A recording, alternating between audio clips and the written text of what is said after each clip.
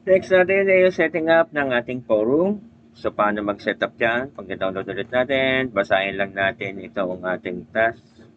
So, pupunta tayo sa ating development site. Punta natin sa ating development site. Then, mag-add tayo ng forum. Palimitan, nandito yung forum sa unahan. Add tayo. Forum. Activity. Ito forum. Forum. Add. Then, self-introduction. Ayan. Sabi daw dito, lagay tayo ng description. Is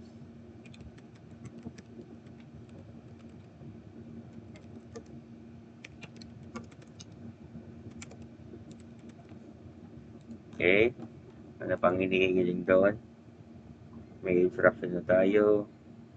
Then, forum type, select standard forum for general use. Forum type, standard for general use. Yun lang naman hinihiling ito. Okay? So, save and display.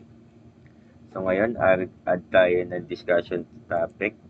Sabi daw dito. Ayan.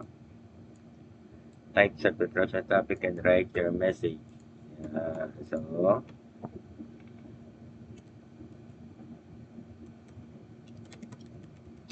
okay.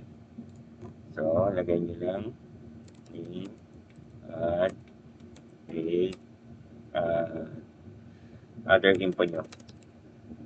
Lagay lang kayo dyan. Then, post. Then, eto na siya. So, ganito ang paglalagay at paggamit ng ating forum. So, gano'n lang kabilis at kadali ito.